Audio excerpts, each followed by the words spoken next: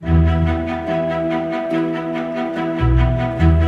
salga de la boca de ustedes ninguna palabra mala, sino la que sea buena para edificación, según la necesidad del momento, para que imparta gracia a los que escuchan.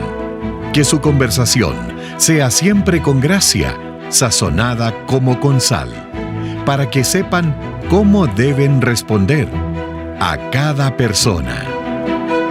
Aquí comienza Edificándonos en Gracia. Hola, ¿cómo están? Sean todos muy bienvenidos a su programa Edificándonos en Gracia.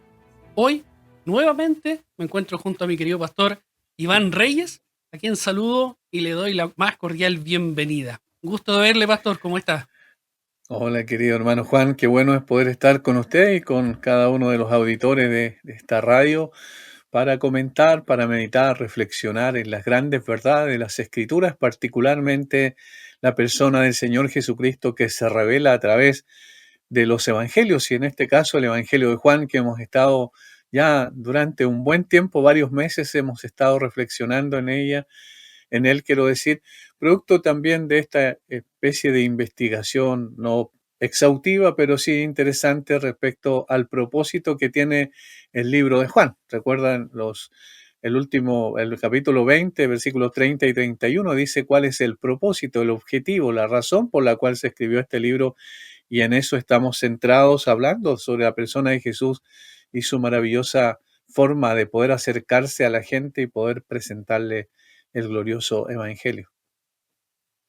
Así es, estuvimos tratando y llegamos hasta el capítulo 11, con lo cual terminamos, ¿cierto?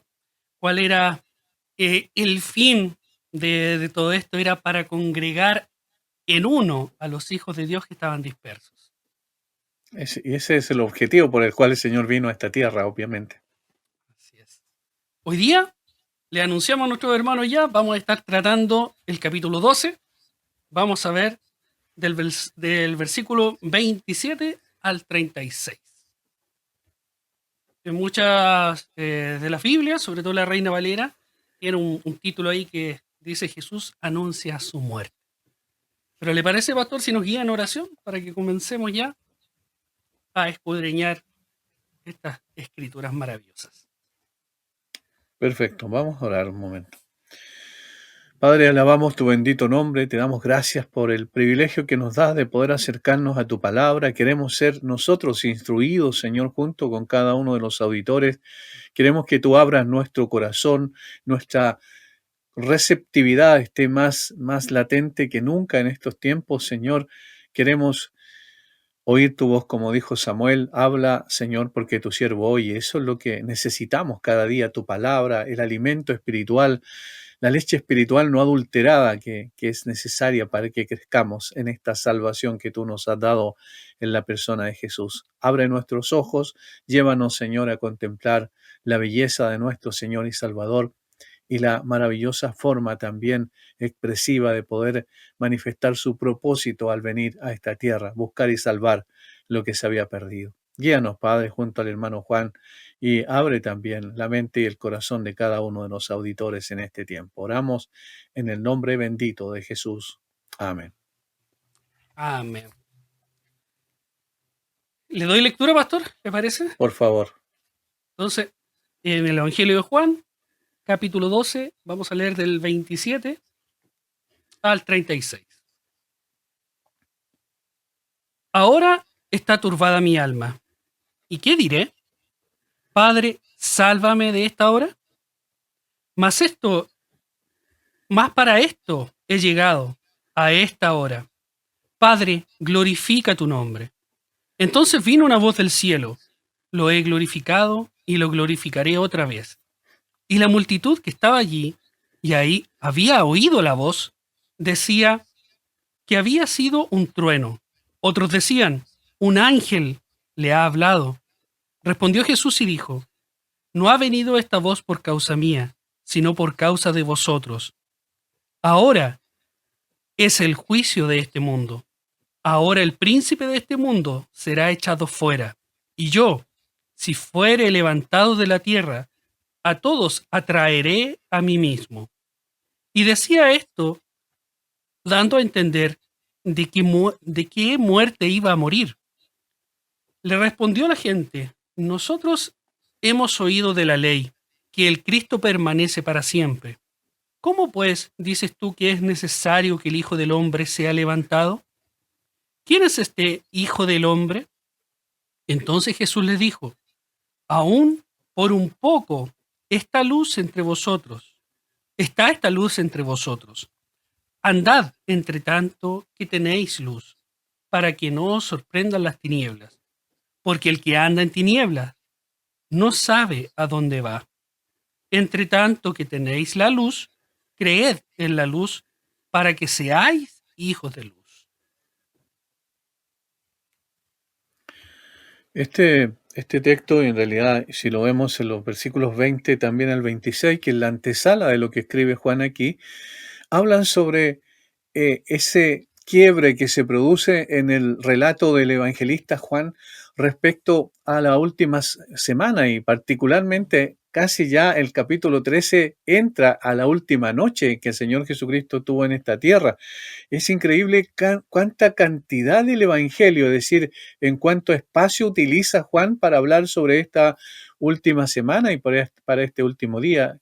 ¿Por qué tanto énfasis en eso? Porque es la razón por la cual el Señor Jesucristo viene a esta tierra, porque es de acuerdo al plan y propósito que Dios tenía para enviarlo acá. El Señor no vino a dar un gran ejemplo, que sí es un gran ejemplo, el mayor, por supuesto, pero no vino a eso. Ese no fue su propósito, no fue su objetivo.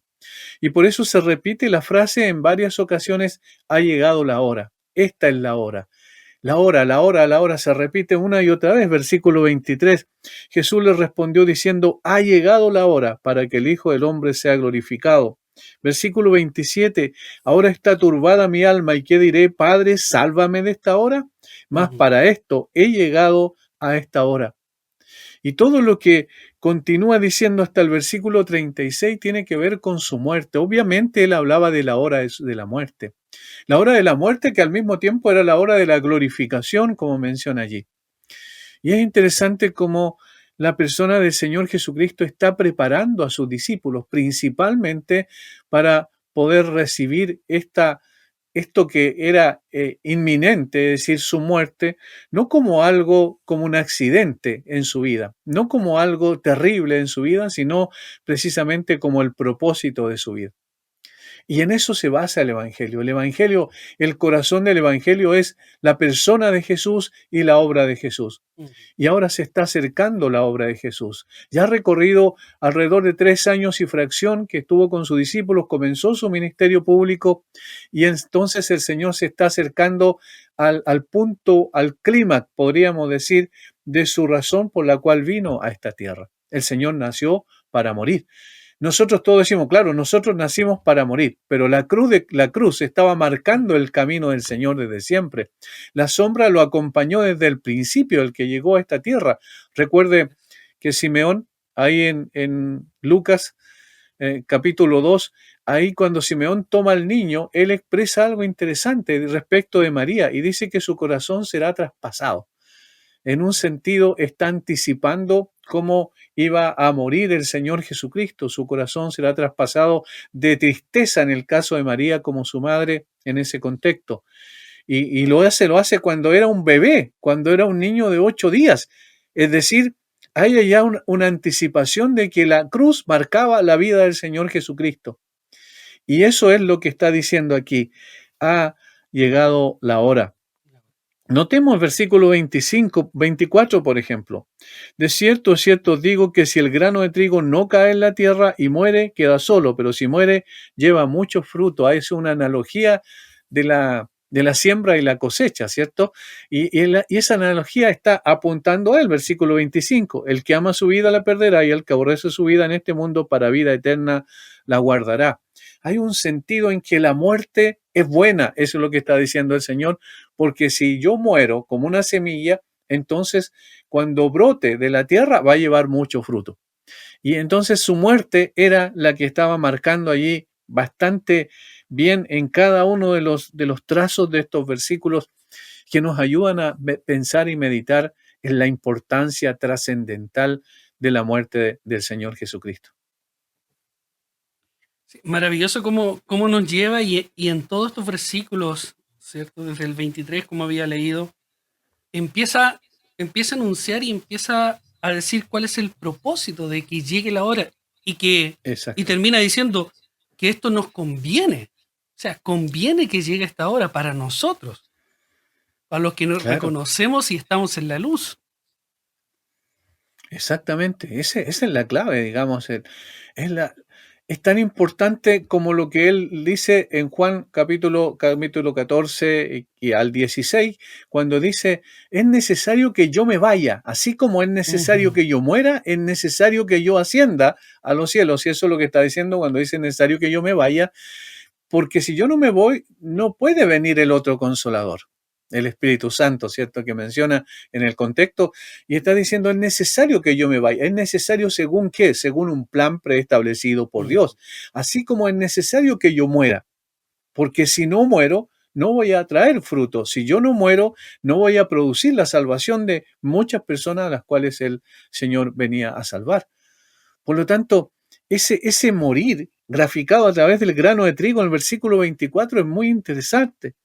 De cierto os digo, de cierto es amén, amén. Es Ujú. absolutamente cierto, es decir, llama la atención sobre esto, que si el grano de trigo no cae en la tierra y muere, queda solo, pero si muere, lleva mucho, mucho fruto. El Señor estaba preparando el corazón de sus discípulos de una manera tan especial. Eh, Él va a decir después, más adelante, cuando ve a los discípulos que están acongojados en el capítulo 14, dice que no estén tristes, le dice, Ujú. porque el propósito se va a cumplir y el propósito es que ustedes estén conmigo, donde yo estoy, ustedes también estarán. Vendré otra vez y os tomaré a mí mismo para que donde yo estoy, ustedes también estén. Es decir, hay un plan que, que está trazado completamente de principio a fin y el Señor lo iba a cumplir sin lugar a dudas. Hay una certeza en sus palabras, una convicción en lo que tenía que hacer. Obviamente, cuando llega a Getsemaní, por ejemplo, después de estos capítulos 13 al 17 que hablan sobre la última noche y el gran sermón del aposento alto, Ujú. como se conoce normalmente, en el capítulo 18, ¿cierto? Ahí llega finalmente a Getsemaní. Ya no lo menciona tan explícitamente Juan, pero los otros evangelios sí. Y allí tiene una batalla tremenda de beber la copa. Cuando dice, Señor, si es posible que pase de mí esta copa, Padre, si es posible que pase de mí esta copa. Tiene una batalla terrible porque es una anticipación de lo que iba a ocurrir en la cruz, en esas últimas 3 horas terribles, donde él literalmente clama diciendo, Dios mío, ¿por qué me has desamparado? Pero no obstante, esa lucha no cambió su propósito, no modificó en absoluto su objetivo. Él camina hacia la cruz y nadie lo iba a detener en el proceso. Nadie lo va a detener, ni lo detendrá tampoco. Y era necesario, porque si no, ¿qué sería de nosotros? ¿Cuál sería nuestro fin si este grano, cierto, no cae a tierra y muere? Claro, Como la importancia de cómo siempre ha buscado eh, el poder volver a Él, el tenernos, el poder cobijarnos, el poder que nosotros lleguemos nuevamente al Padre, a esa comunión, por este sacrificio hermoso que Él ha dado. voy a leer aquí algo de, digamos, de un teólogo. Dice algo interesante. Dice, la muerte de Cristo era la fuente de la vida espiritual del mundo. Del madero al Ujú. cual el Redentor sería clavado y de los padecimientos que experimentaría, dimanarían bienes para toda la humanidad. Su muerte, como una semilla, había de ser germen de bendiciones para millones innumerables de almas. Wow. Es muy profundo. Al mismo tiempo que nos está diciendo, aquí está la esencia, la vida, la muerte de Cristo es vida para el resto. La muerte nuestra es muerte, punto, se acabó, no tiene Ujú. ninguna trascendencia más que eso. La muerte de Cristo es vida espiritual para una cantidad innumerable de almas que están en la sola potestad del Señor, en su mente perfecta y en su soberana voluntad. Pero es vida para eso, es vida para el mundo en definitiva. Ujú. ¿Y cuál es el mensaje que entregamos nosotros? Que la muerte de Cristo es vida para ti. Es decir, si tú te aferras a esa verdad, si tú entiendes y aceptas que el Señor Jesucristo murió como sustituto en esa cruz, entonces tú estás participando de vida, pero de vida que trasciende la vida que Ujú. tenemos en esta tierra. Porque el Señor Jesucristo murió una sola vez para posteriormente volver a llevar a los que están en Él, como el autor de Hebreos expresa con otras palabras. Es decir, la vida de Cristo, la muerte de Cristo es vida para nosotros, es vida eterna, es vida permanente. Y por eso era tan importante que él fuera a la cruz. Por eso en el versículo 27 hace esta pregunta tan interesante.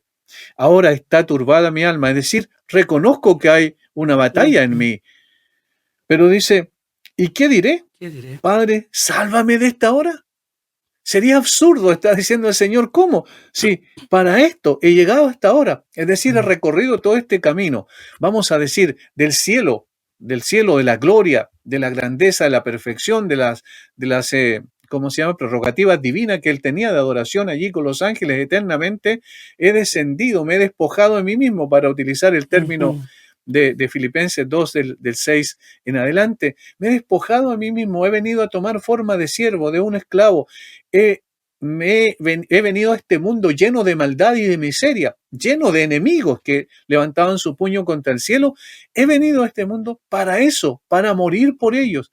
Entonces eso no me va a cambiar en absoluto. El desprecio de la gente, Ujú. el abandono de mis discípulos, el terror que significa que beber la ira de la copa, la copa de la ira, quiero decir, del Padre, ¿cierto?, sobre mí, beberla hasta el último, lo voy a hacer porque esa es la razón por la cual he venido a esta tierra. Es como, dejaré todo lo que he pasado, dejaré todo el propósito del Padre, simplemente para decirle, Padre, sálvame a esta hora. Claro. Claro, ¿cómo puede ser eso? ¿Cómo voy a modificar ahora el plan del Padre? Yo no podría. Es una entrega extraordinaria. Esto es lo que nos dice, dice, sacrificio y ofrenda no te agrada, ¿cierto? En, Ujú. en una forma profética, escribe David en el capítulo 40, el Salmo 40, versículos 6 al 8. Más me preparaste cuerpo, o has abierto mis oídos, dice literalmente, luego me preparaste Ujú. cuerpo, interpreta el autor de Hebreos. Y dice, el hacer tu voluntad, oh Dios, me ha Me agradado, ha es mi agradado. satisfacción, mi felicidad. Sí. Hermanos, cuando vemos eso, cuando vemos aquello, nos damos cuenta de la importancia y trascendencia del amor de Dios expresado de una forma clara, patente, perceptible. Eso es lo que yo siempre pienso. No se trata de un asunto místico, no se trata de algo que nosotros nos imaginamos y queremos que la gente esté feliz, entonces le damos un mensaje motivacional. No tiene que ver con eso. Es una verdad absoluta que cuando uno entra en esa relación con el Señor, palpa su amor. Es decir, es perceptible. Yo me levanto en la mañana y digo, oh, cuánto Dios me ama. ¿Cómo sé eso? Porque miro a la cruz. Mm. A esa hora especial donde el Señor dijo, ha llegado la hora, no voy a echar pie atrás, voy a seguir adelante porque para eso he venido a esta tierra. Es necesario que la semilla caiga a tierra y muera, para que pueda llevar fruto. Así Si es. no muere, dice, queda solo. Queda ¿Cómo solo. estaríamos ahora? No podría, no podría enviar, ¿cierto?, al Espíritu Santo. Si no Así muere, es. hubiésemos quedado todo ahí. Todo Maravilloso se cómo. terminaría. Y después continúa, Padre, glorifica tu nombre.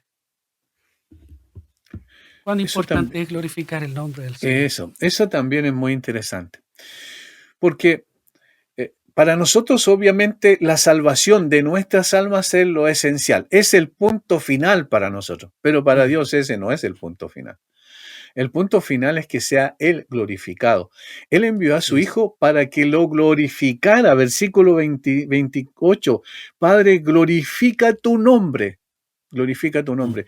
¿Cuántas veces tenemos en el libro de Daniel, por ejemplo, en Jeremías y en Sí. los profetas en general tenemos este concepto, por amor de mí mismo, en Isaías también, por amor de mí mismo lo haré.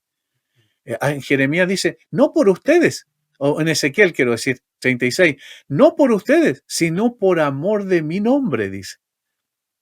Y eso es esencial, porque ese es el objetivo primordial de Dios. Dios viene a esta tierra, Dios nos da un nuevo corazón, Él saca el corazón de piedra y coloca un corazón de carne, nos limpia de todas nuestras impurezas por amor de su nombre.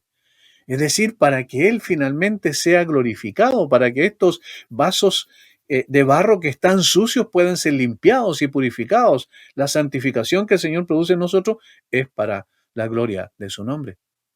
Y entonces el Señor Jesucristo dice, glorifica tu nombre. Y entonces en esa oración el Padre le dice con una voz del cielo, lo he glorificado y lo glorificaré otra vez. Otra ¿Por qué? vez. Porque lo glorificaré en la muerte y en la resurrección y en la ascensión de Cristo a la gloria. Recuerden el capítulo 17 de Juan, quizás seguramente lo vamos a tomar más adelante, que es precioso. Es uno de los capítulos más hermosos porque vemos una oración abierta del Señor Jesucristo al Padre, la famosa oración sumo sacerdotal. Y él dice, versículo 1, estas cosas habló Jesús y levantando los ojos al cielo dijo, Padre, la hora ha llegado. Nuevamente el mismo concepto, la misma palabra, la misma frase.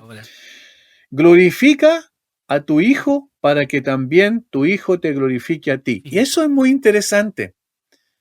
¿Qué es lo que dice el Señor a continuación? Como le has dado potestad sobre toda carne para que dé vida eterna a todos los que le diste, y esta es la vida eterna, que te conozcan a ti, al único Dios verdadero, y a Jesucristo a quien has enviado. Miren lo que dice, yo te he glorificado en la tierra. He acabado la obra que me diste que hiciese. ¿Cómo lo glorificó? Acabando la obra que le dio que hiciese. Sometiéndose a la autoridad y a la voluntad del Padre. Ahora pues, Padre, glorifícame tú al lado tuyo con aquella gloria que tuve contigo antes que el mundo fuese. Es maravilloso esa interrelación del Hijo con el Padre en el seno de la Trinidad y que nosotros podemos conocer. Eso ya nos abruma. Somos seres, somos criaturas pequeñas, insignificantes, y sin embargo, ¿qué tenemos ahí? Tenemos la revelación de la relación intratrinitaria entre el Padre y el Hijo. Cómo el Hijo se goza y disfruta de poder hacer la voluntad de su Padre. Glorifica a su Padre al vivir una vida perfecta. Glorifica a su Padre al morir una muerte perfecta en lugar de hombres pecadores como nosotros, siendo nuestro sustituto para cumplir el propósito de la salvación, pero principalmente para glorificar el nombre de su Padre. Cuando el Hijo glorifica al Padre, el Padre glorifica al Hijo. Hay una relación ahí mutua, maravillosa, ¿verdad? Con esa gloria de la cual me despojé. Así es, claro, con esa misma gloria que tuve antes que el mundo fuese. Estuve contigo eternamente con esa gloria, pero me despojé a propósito, voluntariamente. Para glorificarte. Para glorificar tu nombre. Porque ¿cómo glorificaría tu nombre? Cumpliendo el plan preestablecido antes de que el mundo fuese. Y la multitud que estaba allí, y había oído la voz, decía que había sido un trueno, y otros decían un ángel le ha hablado, porque escucharon seguramente la voz, pero no entendieron mucho porque era la relación entre el Padre y el Hijo en este sentido. Versículo 30, respondió Jesús y le dijo, no ha venido esta voz por causa mía, sino por causa de vosotros. Ahora, es el juicio de este mundo. Ahora el príncipe de este mundo será echado fuera. Miren cómo el Señor asocia la muerte que él iba a sufrir, primero con el propósito del Padre, que es la gloria de su propio nombre. Y segundo, lo asocia con el juicio sobre el enemigo de Dios. Es muy interesante, versículo 31. Ahora es el juicio. La hora ha llegado. Ahora es el juicio de este mundo. Ahora el príncipe de este mundo será echado fuera. Mire cómo repite dos veces. Ahora, esta hora ha llegado. ¿Qué haré? Estaba diciendo que habían dos cosas aquí. Primero, con la metáfora de la semilla que muere, pero que da muchos frutos precisamente al morir. Así también está diciendo acá, este va a ser la hora en que el Padre será glorificado y el Hijo será glorificado, y tercero, y que el príncipe de este mundo, el príncipe de maldad, ¿cierto? Está hablando obviamente de Satanás, claramente, será juzgado y será echado fuera. Ya no tendrá nada más que ver. El juicio es inminente para él. ¿Cómo? ¿Dónde ocurre todo eso? En la cruz de Cristo. ¿Cómo simboliza tantas cosas a la vez la cruz de Cristo?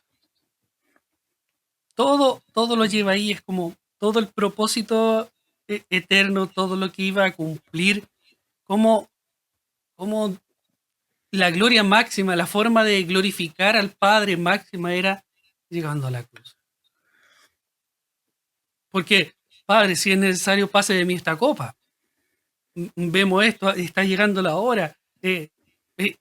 Se ha visto en sufrimiento, ha visto todo para poder glorificar al Padre hasta llegar a la cruz. Entonces muchas veces nosotros nos cuesta mirar la cruz. Sí. O la miramos, por decirlo de alguna manera, egocéntricamente. La miramos, algunos dicen, oh, cuánto valor tengo yo delante de la vista de Dios porque para que haya hecho eso por mí. No. La cruz es un espejo que muestra mi extraordinaria maldad. Eso es lo que pasa. La cruz muestra cuán odioso soy delante de Dios por mi pecado. Pero al mismo tiempo, cuánto Dios me amó a pesar de mi pecado. Entonces, para haber puesto a su hijo ahí. Exactamente. Entonces, nosotros no debemos ver la cruz en términos egocéntricos, donde nosotros somos el centro. El centro es Cristo. Nuestra mirada está en Él, está puesta en Él. Y el propósito es la gloria de su nombre y la gloria del Padre. Se glorifican a sí mismos por medio de este hecho significativo de la historia, porque estamos hablando de algo histórico, no estamos hablando otra vez de una doctrina que hemos creado, los teólogos han creado a través del tiempo, estamos hablando de un hecho histórico.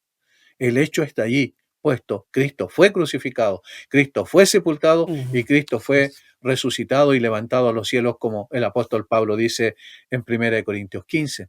Conforme a las Escrituras,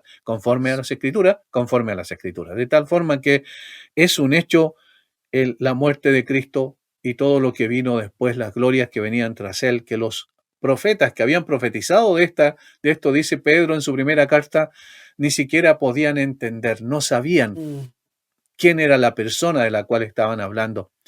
Y eso se reveló para nosotros, dice Pedro. Y allí es donde nosotros somos abrumados por esta realidad. Que el Hijo de Dios haya puesto sus ojos en nosotros. Eso es pura gracia, pura misericordia. Lo único que contribuimos nosotros a todo eso es con nuestro pecado, con nuestra maldad inherente. Si hasta Juan preguntó estando en la cárcel, ¿cierto? Envió a preguntar, ¿eres Mesías o tenemos que esperar a otro? O tenemos que esperar a otro, sí. Oye, sí. Los cojos saltan, ¿cierto? Andan, los ciegos ven, los sordos oyen. Dile eso, Juan. Dile eso. Ahí está la evidencia. Nada más. Ni siquiera le dice, no, yo soy el Mesías. Dile, yo soy el Mesías. No, simplemente yo he hecho esto. Mira, dile que yo hice esto. Dile que hice esto. No, le dice. Esas son las cartas credenciales del Mesías.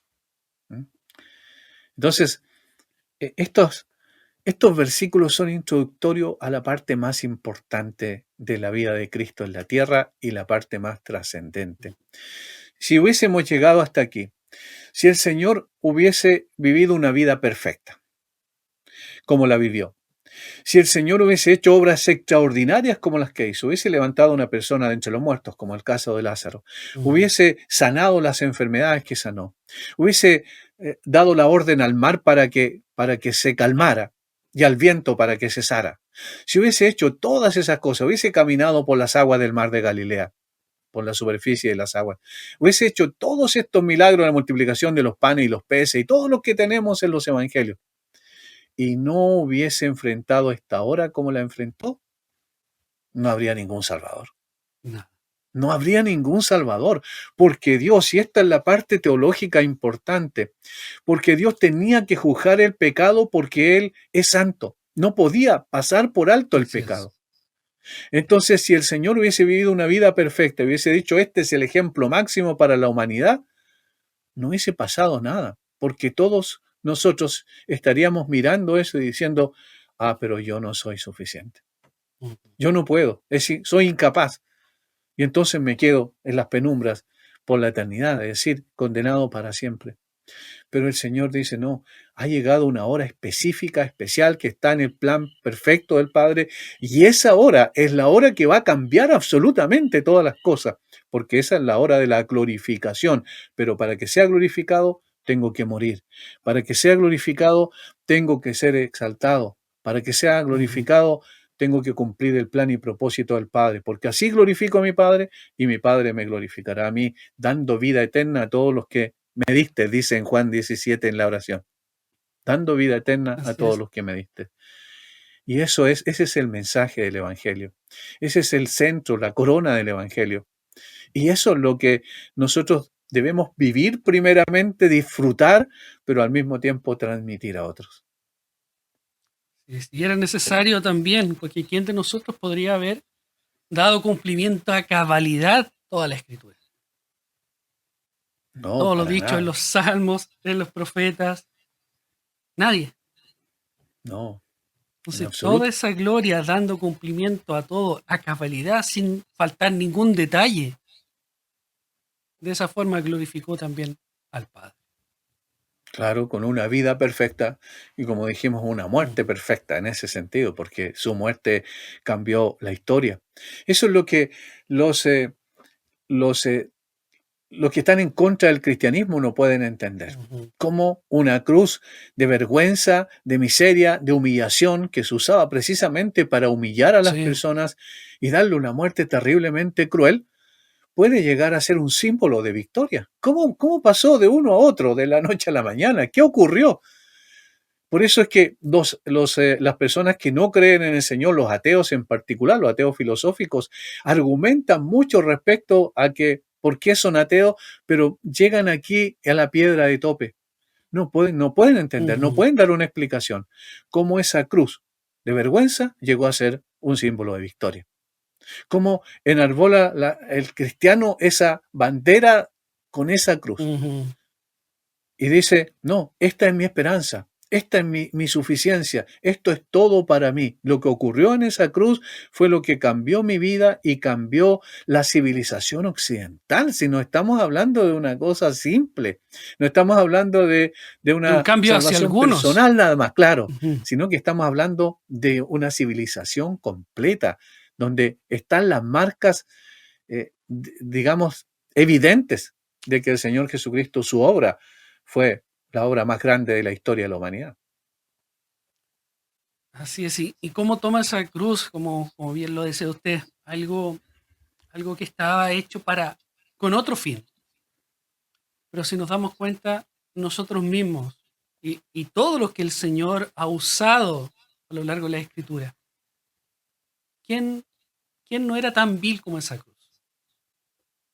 Como esos vasos de barro para ser usados. Él toma lo que Él quiere, de lo que está por ahí abajo, de esa utilidad, para darle otra utilidad. Para que esa ahora pueda traerle gloria a Él. El cambio es absoluto. El cambio de propósito, el cambio de objetivo, la razón de la existencia del ser humano cambia absolutamente. Por eso es que no tenemos que tener miedo de predicar este evangelio. No tenemos que tener temor de predicar este evangelio. No tenemos que tener vergüenza de predicar este evangelio. Porque obviamente allí está la esencia de lo que significa la razón de la creación. De allí se desprende todo. De la cruz se desprende el propósito de tu vida y de mi vida. Se desprende el objetivo y la razón por la cual fuimos puestos en esta tierra, porque no fue al azar. El Señor nos colocó en esta tierra con la finalidad de que podamos ser para alabanza de la gloria de su gracia, como dice el apóstol Pablo a los Efesios. Es decir, todo lo que hizo, la elección incondicional, la redención por medio de su Hijo y el sello por medio de su Espíritu, esto es lo que dice en el capítulo 1 de Efesios, versículo 3 al 14, ¿verdad? ¿Fue Claro. para qué? Para la alabanza de la gloria La de su gloria de gracia. su gracia. Eso es lo que el Señor quiere transformar a personas, a sus enemigos, en sus adoradores, como hizo con Pablo, ¿cierto? Pablo era un enemigo de la iglesia y de Cristo. Saulo, ¿por qué me persigues? Era un enemigo que perseguía a la iglesia y luego lo transformó en un adorador. Y eso es lo que el Señor quiere para nosotros. Miren, esto es importante. El Señor no nos salva como un fin y propósito último. El Señor nos salva para transformarnos en adoradores, porque así vamos a glorificar su nombre a través de lo que somos y a través de lo que hacemos. Con eso vamos a traer gloria, la gloria de vida a su nombre. A su nombre. Entre tanto que tenéis la luz, creed en la luz, para que seáis hijos de luz. Ahí está el llamado evangelístico. Que Completamente. todo lo que el Señor está diciendo, el versículo 36 es el llamado, el típico llamado del evangelismo que decimos nosotros.